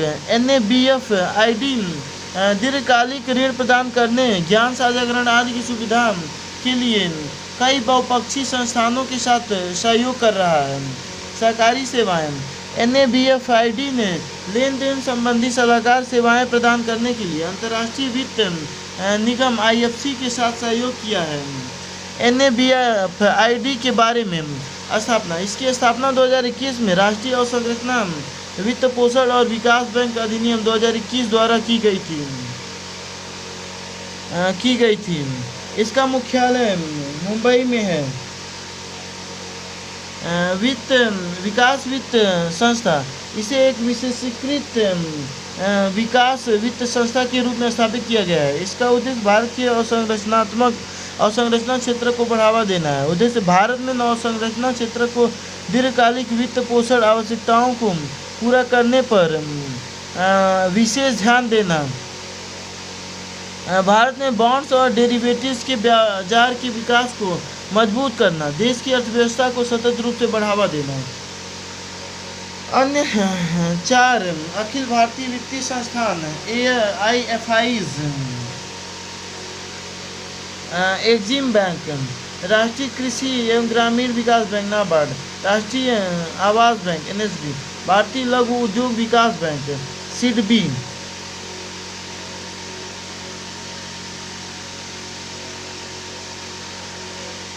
विनियमन। इसका विनियमन और पर्यवेक्षण भारतीय रिजर्व बैंक द्वारा अखिल भारतीय वित्तीय संस्थान के रूप में क्रमशः RBI अधिनियम 1934 की धारा 45L और 45N के तहत किया जाता है। शेयरधारिता। इस संस्था की संपूर्ण शेयरधारिता वर्तमान में भारत सरकार के पास है। NABFID अधिनियम के अनुसार केंद्र सरकार के पास इसकी कम से कम 26% शेयरधारिता होनी चाहिए। इसकी शेष शेयरधारिता बहुपक्षीय संस्थानों, sovereign wealth funds, pension fund, बीमा कंपनियों, वित्तीय संस्थानों, बैंकों और अन्य निर्धारित संस्थानों के पास हो सकती है।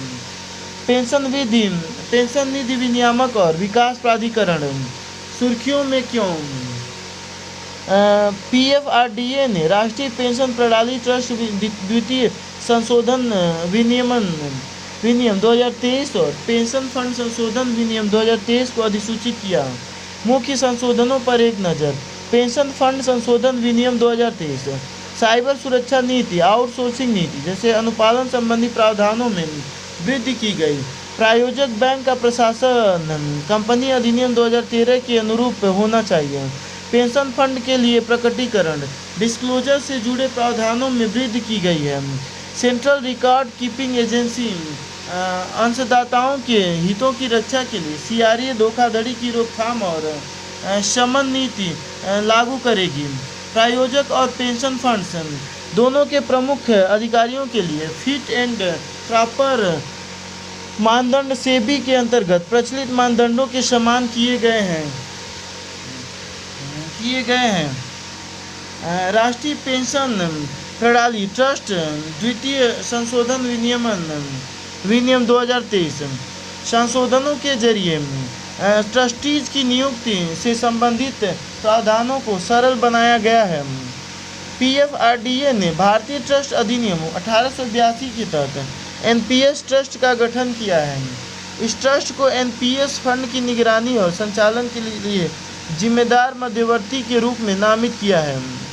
ट्रस्टी बैंक, जब ट्रस्टी बैंक अपने दर्जे या नियमावली को बदलने का प्रस्ताव करेगा तो उसे PFRDA की पूर्व स्वीकृति प्राप्त करनी होगी। राष्ट्रीय पेंशन प्रणाली को केंद्र सरकार ने 1 जनवरी 2004 से लागू किया है। इसे पहले नई पेंशन योजना कहा जाता था। NPS लागू होने के बाद लगभग सभी राज्यों ने भी अपने कर्मचारियों के लिए इसे अपना लिया है। PFRDA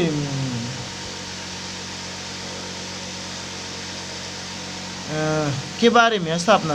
भारत सरकार ने पेंशन क्षेत्र के विस्तार, विकास एवं विनियमन के लिए 2003 में एक संकल्प द्वारा अंतरिम PFRDA की स्थापना की थी। 2013 में PFRDA अधिनियम पारित किया गया। मंत्रालय, यह एक वैधानिक निकाय है। यह केंद्रीय वित्त मंत्रालय के अधिकार क्षेत्र में काम करता है। मुख्यालय, PFRDA का मुख्यालय नई दिल्ली में स्थित है। संरचना, प्राधिकरण में एक अध्यक्ष और अधिकतम 6 सदस्य होते हैं। सदस्यों में से कम 3 पूर्णकालिक सदस्य होते हैं। इन्हें केंद्र सरकार द्वारा नियुक्त किया जाता है। PFRDA के कार्य: पेंशन सेवा, निवृत्त बचत और संबंधित मुद्दों तथा मध्यवर्तियों के प्रशिक्षण से संबंधित मुद्दों पर सब्सक्राइबर्स और जनता को शिक्षित करने के लिए कदम उठाना।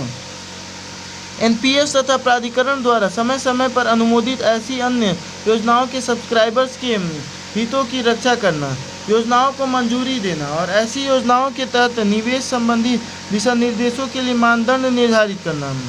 NPS trust points of presence, केंद्रीय record keeping agency, trustee bank, pension fund जैसे मध्यवर्तियों का पंजीकरण और विनियमन करना। PFRDA राष्ट्रीय पेंशन प्रणाली तथा अटल पेंशन योजना को विनियमित करता है।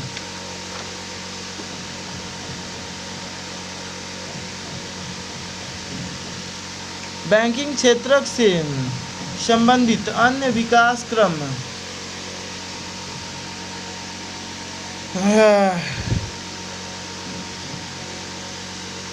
प्रोजेक्ट गैया, केंद्रीय बैंकों ने जलवायु संबंधी वित्तीय जोखिमों का विश्लेषण करने के लिए प्रोजेक्ट गैया का अनावरण किया है। प्रोजेक्ट गैया के बारे में: यह bank for international settlement innovation hub, euro system centre bank of Spain आदि के बीच एक सहयोग है। यह वित्तीय प्रणाली में जलवायु संबंधी जोखिमों के विश्लेषण की सुविधा के लिए जेनरेटिव आर्टिफिशियल इंटेलिजेंस AI विशेष रूप से लार्ज लैंग्वेज मॉडल्स का लाभ उठाता है। घरेलू प्रणालीगत रूप से महत्वपूर्ण बैंक DSIBs, भारतीय रिजर्व बैंक RBI ने 2023 के घरेलू प्रणालीगत रूप से महत्वपूर्ण बैंकों DSIBs की सूची जारी की है। DSIBs का दर्जा अग्रलिखित आधारों पर दिया जाता है। उनका आकार, उनकी अंतर्संबद्धता, उनका विकल्प या वित्तीय संस्थान और संरचना, आसानी से उपलब्ध न होना और जटिलता। DSIBs परस्पर संबंध संस्थाएं होती हैं। ये इतनी बड़ी संस्थाएं होती हैं कि इनकी विफलता पूरी वित्तीय प्रणाली को प्रभावित कर सकती है। DSIBs की घोषणा विनियमन। RBI ने पहली बार 2014 में DSIBs के लिए फ्रेमवर्क जारी किया था। यह फ्रेमवर्क DSIBs से संबंधित बैंकिंग पर्यवेक्षण पर बेसल समिति फ्रेमवर्क पर आधारित है। बैंकों को 5 बकेट्स में रखा जाता है। नवीनतम सूची के अनुसार भारत के DSIBs भारतीय state bank bucket 4, HDFC 2 bank bucket 2 और ICICI बैंक बकेट 1 है।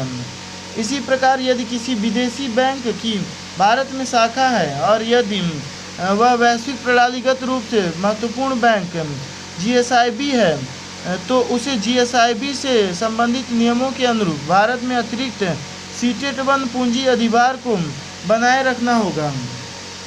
वित्तीय स्थिरता बोर्ड FSB GSIBs की सूची जारी करता है। मॉडल आधारित ऋण प्रक्रिया। RBI गवर्नर ने बैंकों और NBFCs को मॉडल आधारित एल्गोरिदमिक लेंडिंग ऋण देने के प्रति सचेत किया है। यह एक रिमोट और ऑटोमेटेड लोडिंग प्रक्रिया है। यह मॉडल ग्राहक बनाने, ग्राहक की क्रेडिट आकलन, ऋण मंजूरी, ऋण वितरण, ऋण वसूली और संबंधित ग्राहक सेवा के लिए डिजिटल प्रौद्योगिकियों का उपयोग करता है। लाभ: वित्तीय समावेशन को बढ़ावा मिलता है। ऋण एप्लीकेशन पर तेजी से कार्रवाई की जाती है।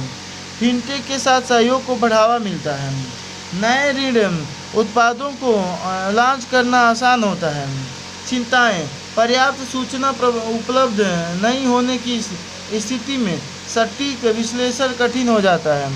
एल्गोरिदम पूर्वाग्रह युक्त निर्णय दे सकता है। सभी वर्गों को इसका लाभ नहीं मिलता है। भुगतान प्रणाली और वित्तीय बाजार। भारत बिल पेमेंट सिस्टम सुर्खियों में क्यों? भारतीय रिजर्व बैंक RBI ने भारत बिल पेमेंट सिस्टम का संशोधित विनियामक फ्रेमवर्क जारी किया। RBI ने भुगतान और निपटान प्रणाली अधिनियम 2007 में दी गई शक्तियों का प्रयोग करते हुए फ्रेमवर्क में संशोधन किया है। उद्देश्य: संशोधित फ्रेमवर्क का उद्देश्य बिल भुगतान की प्रक्रिया को व्यवस्थित करना, अधिक भागीदारी सुनिश्चित करना और ग्राहक के लेन देन की सुरक्षा बढ़ाना है। BBPS के बारे में: यह सभी बैंक प्रकार के बिल भुगतान के लिए एकीकृत ऑनलाइन प्लेटफॉर्म है। इसे national payment corporation of India ने विकसित किया है। इसका उद्देश्य एजेंट्स, रिटेल दुकानों, बैंक शाखाओं के नेटवर्क के माध्यम से इंटरऑपरेबल सेवा प्रदान करना है। इस पर भुगतान करने के अलग अलग मोड उपलब्ध हैं। इस पर भुगतान की रिसिप्ट भी तत्काल प्राप्त हो जाती है। यह कई स्तरों वाला पेमेंट सिस्टम है। इनमें NPCI भारत बिल लिमिटेड एक सेंट्रल यूनिट के रूप में कार्य करती है। Bharat bill payment operating operation units की भूमिका निभाती है। एक BBPOU व्हीलर ऑपरेटिंग यूनिट या कस्टमर ऑपरेटिंग यूनिट या दोनों के रूप में कार्य कर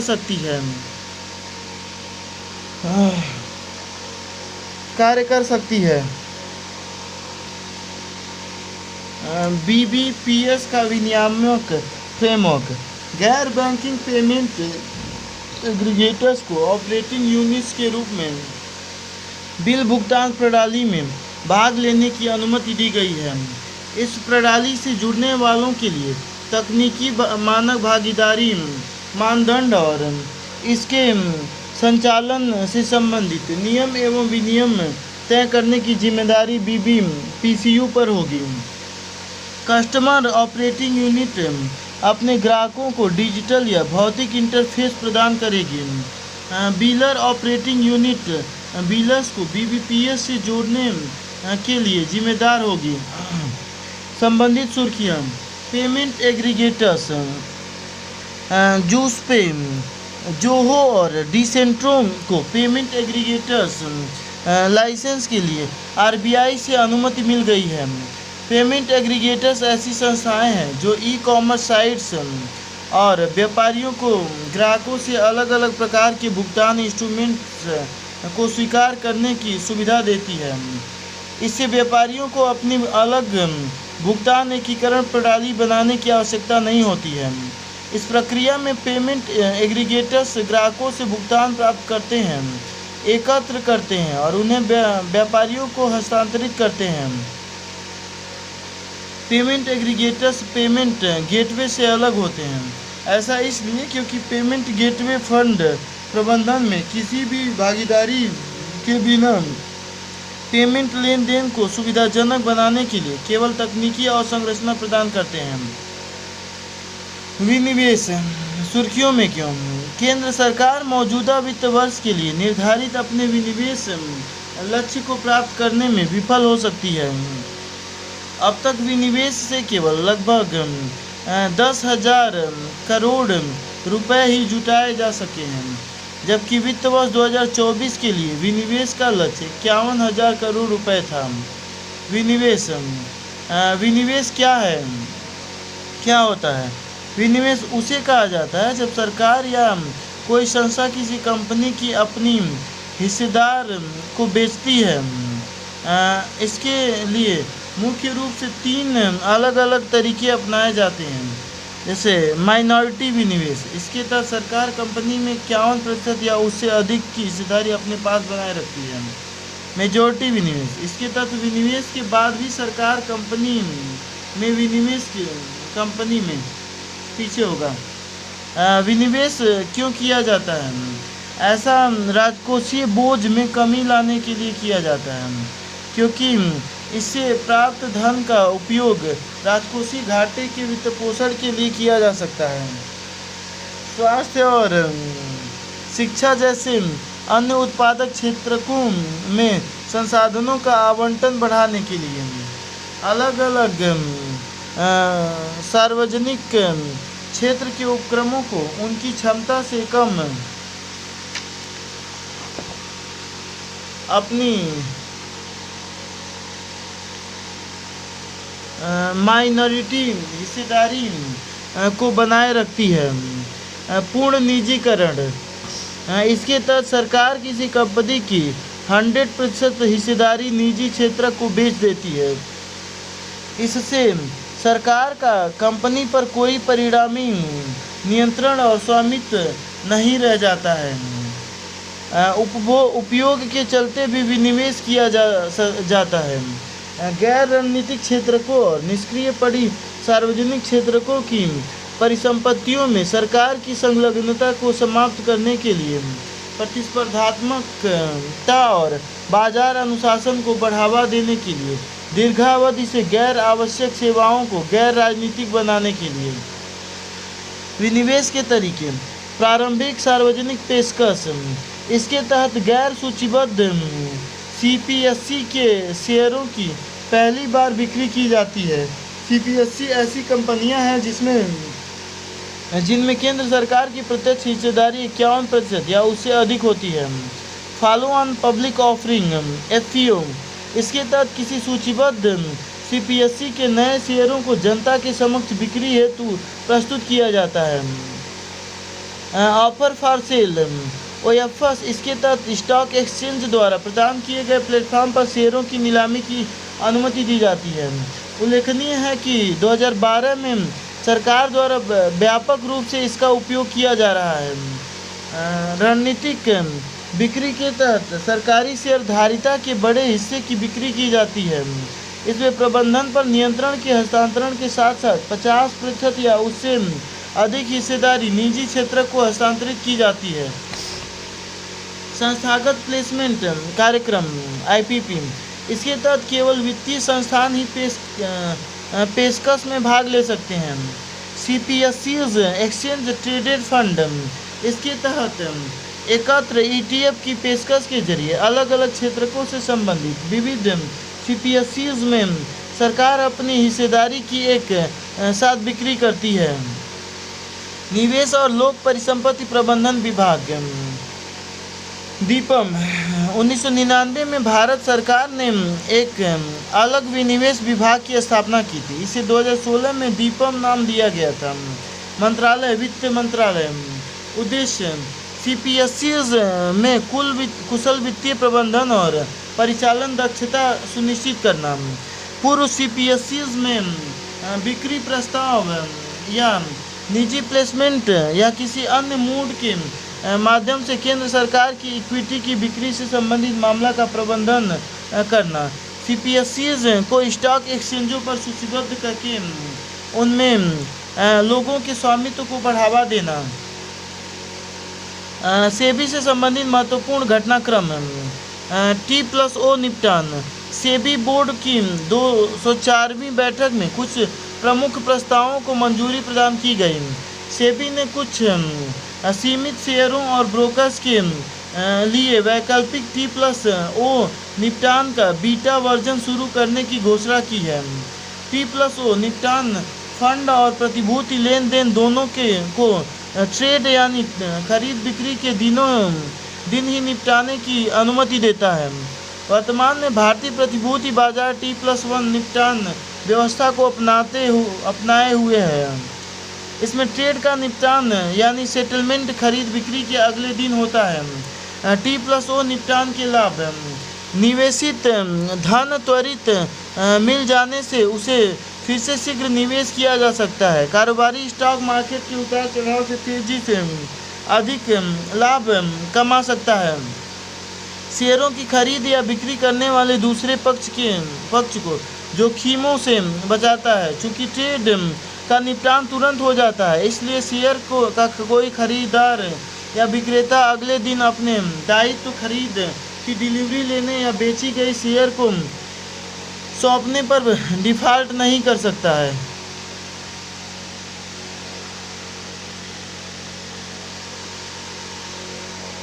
निवेशकों को अधिक सक्रिय और गतिशील ट्रेडिंग रणनीतियां अपनाने के लिए प्रेरित करता है।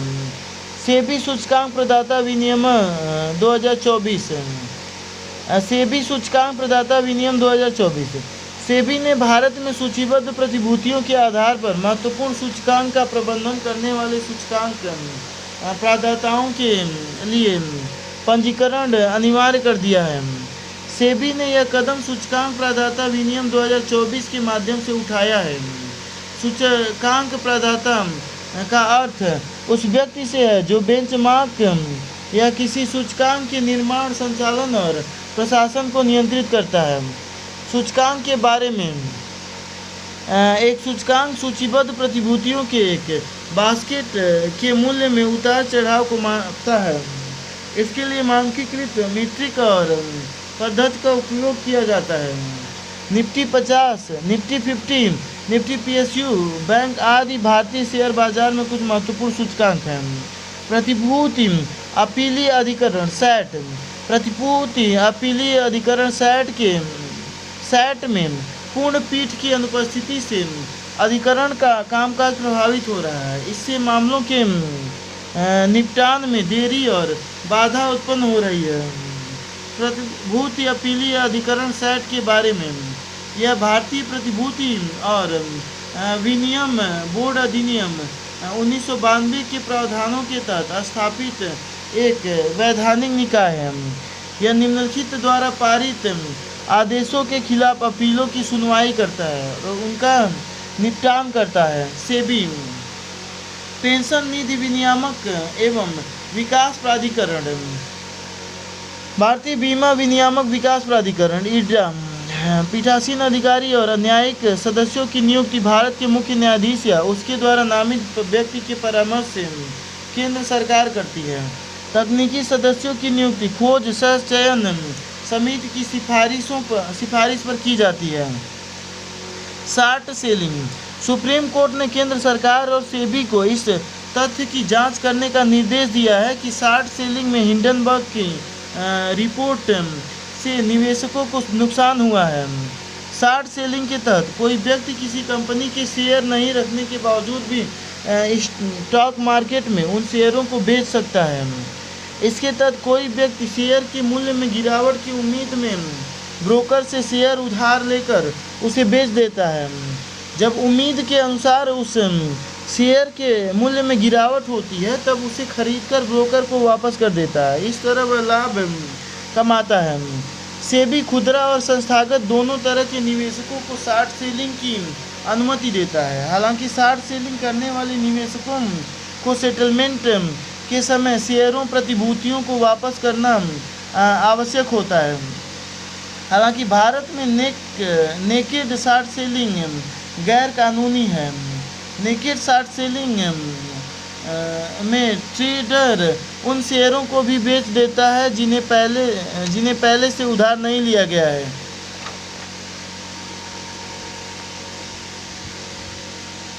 बाह्य क्षेत्रक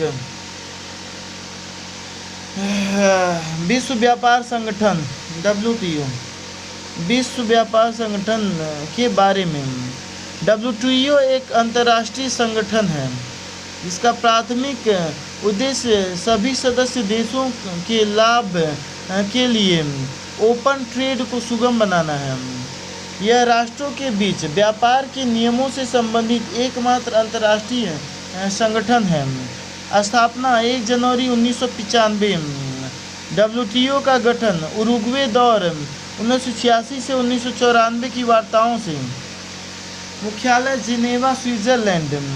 सदस्य 166 कोमोरोस और तिमोर लेस्ते सहित फरवरी 2024। भारत WTO का संस्थापक सदस्य है। उद्देश्य इसका उद्देश्य अपने सदस्य देशों की मदद करना है जिससे कि वे व्यापार का इस्तेमाल करके लोगों के जीवन स्तर को ऊपर उठा सकें, रोजगार के अवसर पैदा कर सकें और लोगों का जीवन बेहतर बना सकें। संगठनात्मक संरचना। मंत्री स्तरीय सम्मेलन। यह WTO का निर्णय लेने वाला सर्वोच्च निकाय है। सामान्य तौर पर इसकी बैठक प्रत्येक 2 वर्ष में होती है। संगठनात्मक संरचना। General council. यह जिनेवा स्थित WTO का निर्णय लेने वाला निकाय है। यह WTO के कार्यों को पूरा करने के लिए नियमित रूप से बैठक करता है। जनरल काउंसिल की बैठक विवाद निपटान निकाय और ट्रेड पॉलिसी रिव्यू बॉडी के रूप में भी होती है। कार्य WTO के व्यापार समझौतों की देखरेख करना, व्यापार वार्ताओं हेतु एक मंच के रूप में कार्य करना, व्यापार संबंधी विवादों का निपटारा करना, देशों की व्यापार संबंधी नीतियों की निगरानी करना, विकासशील देशों को तकनीकी सहायता एवं प्रशिक्षण प्रदान करना। WTO द्वारा प्रकाशित की जाने वाली report. World trade report, world trade statistical review, global trade outlook, WTO annual report. WTO की कुछ हालिया प्रमुख उपलब्धियां। $1.3 ट्रिलियन का ऐतिहासिक सूचना प्रौद्योगिकी समझौता संपन्न हुआ 2015 में। 2014 एग्रीमेंट ऑन गवर्नमेंट प्रोक्योरमेंट यानी सरकारी खरीद समझौते का संशोधित रूप लागू हुआ। 2017 किफ़ायती दवाओं तक गरीब देशों की पहुंच को सुगम बनाने के लिए ट्रिप्स बौद्धिक संपदा अधिकारों के व्यापार संबंधी पहलू समझौते में संशोधन किया गया। WTO का ट्रेड फैसिलिटेशन एग्रीमेंट लागू हुआ। पिछले 5 मंत्री स्तरीय सम्मेलन MC9 बाली 2013, MC10 Nairobi 2015, MC11 Buenos Aires 2017, MC12 Geneva 2022, MC13 Abu Dhabi 2024 नवीनतम। सबसे गंभीर चुनौतियां। विकासशील और विकसित देशों के बीच आम सहमति। WTO के सदस्य देश कृषि उत्पादों पर नए नियमों पर सहमत नहीं हो पाए हैं। यह विकासशील और विकसित देशों के बीच परस्पर विरोधी हितों को उजागर करता है। निष्क्रिय विवाद निपटान प्रणाली DSS अपीलीय निकाय अब सक्रिय नहीं है और विवाद निपटान प्रणाली भी बाधित हो गई है क्योंकि 2016 में अमेरिका ने नई नियुक्तियों को बाधित करना शुरू कर दिया था। अमेरिका चीन व्यापार युद्ध। विश्व की 2 सबसे बड़ी अर्थव्यवस्थाओं और WTO के सदस्यों देशों अमेरिका और चीन के बीच खराब व्यापार संबंध भी WTO पर दबाव डालते हैं।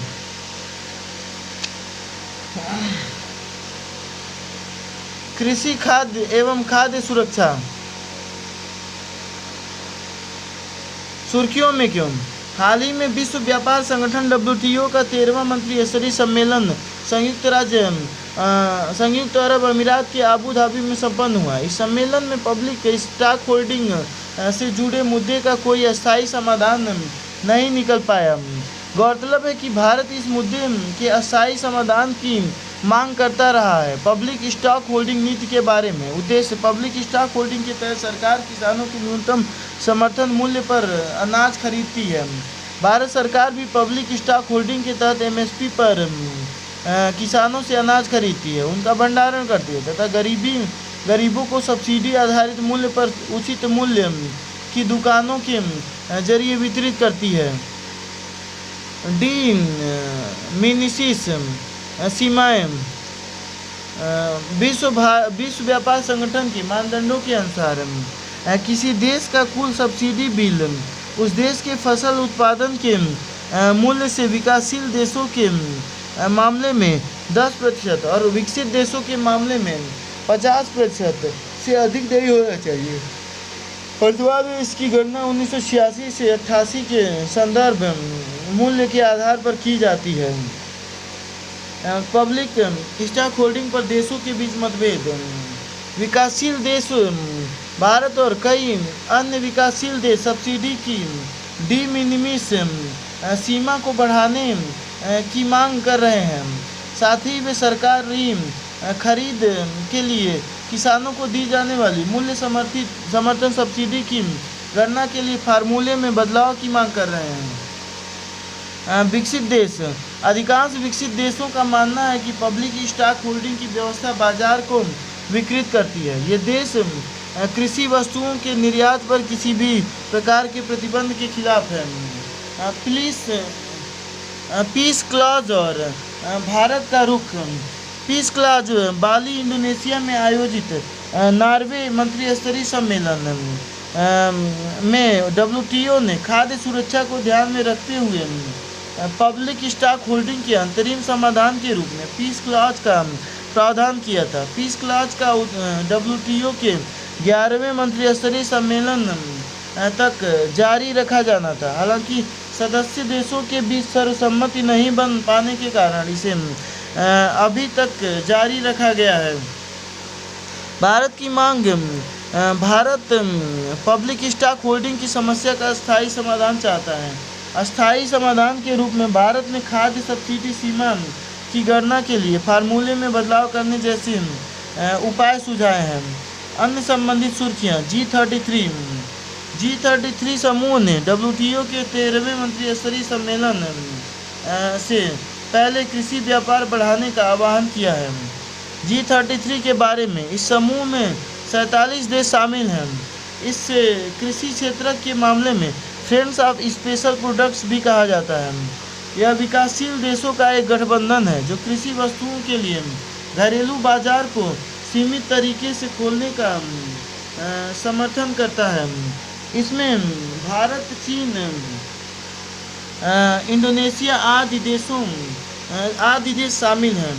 इसकी मुख्य मांगों पर नज़र: विशेष सुरक्षोपाय की व्यवस्था, SSM को मान्यता देना, खाद्य सुरक्षा उद्देश्यों के लिए सार्वजनिक स्टॉक होल्डिंग के महत्व पर बल देना, मत्स्यिकी सब्सिडी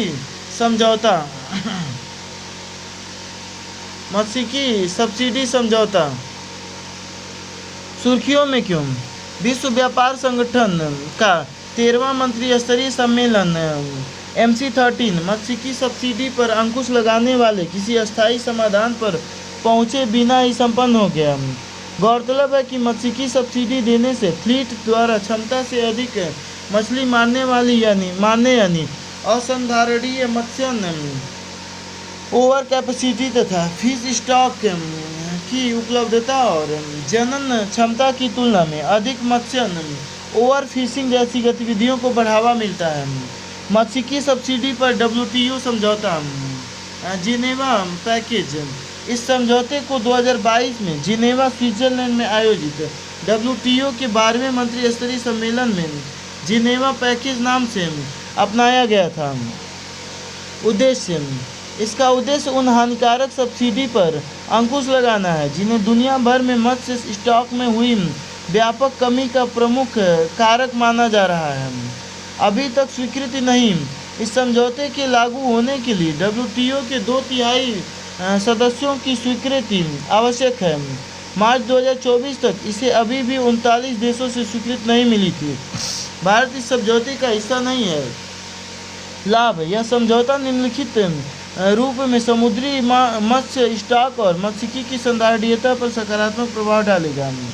इसके लागू होने से अवैध, असूचित और अनियंत्रित मत्स्यिकी सब्सिडी पर अंकुश लग सकता है।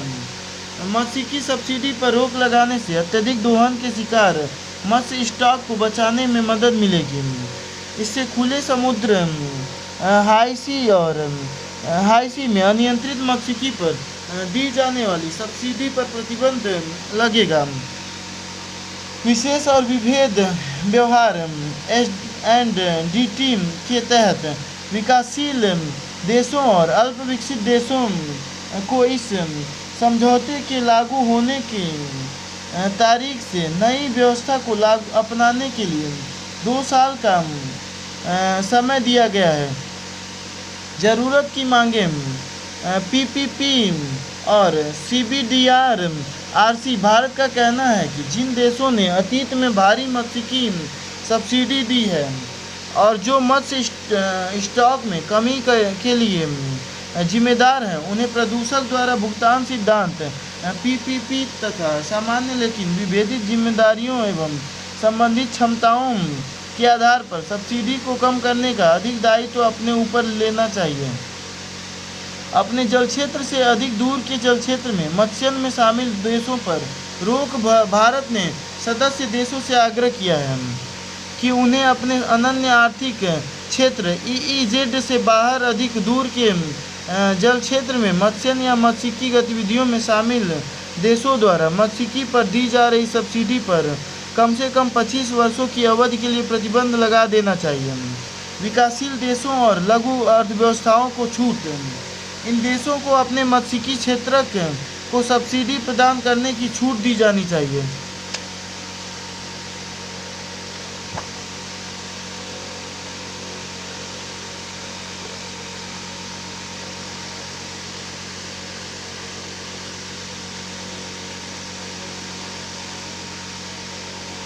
संबंधित सुर्खियाँ: सीमा पार विप्रेषण पर मंत्रिय स्तरीय घोषणा पत्र का मसौदा तैयार किया गया।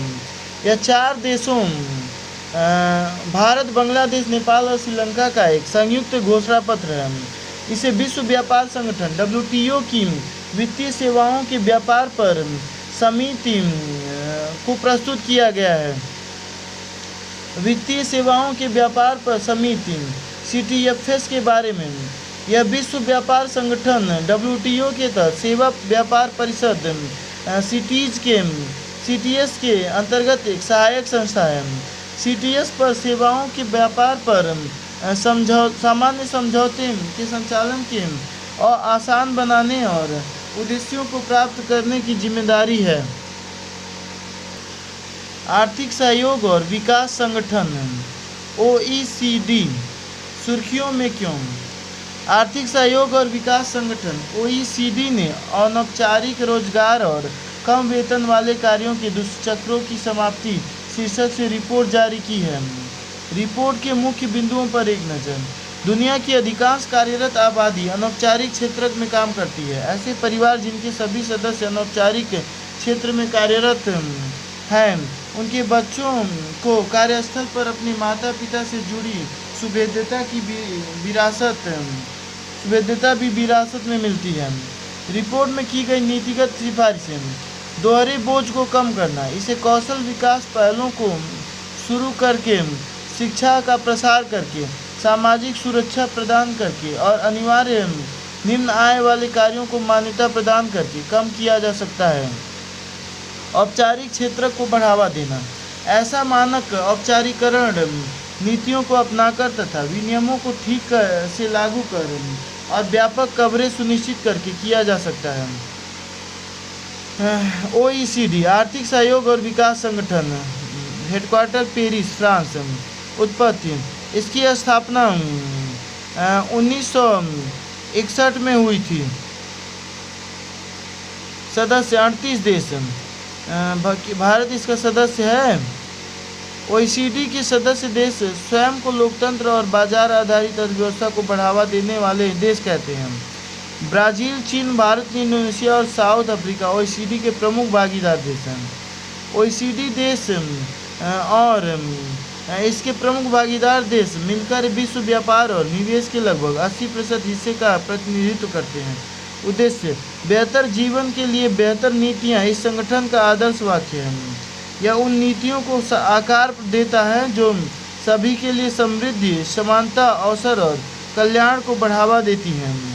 OECD विभिन्न मुद्दों पर रिपोर्ट प्रकाशित करता है, जैसे life lessons from India, migration in Asia, what skills for the future आदि। कृषि, पोषक तत्व आधारित सब्सिडी की नीति। यही भी छोड़ देता हूँ।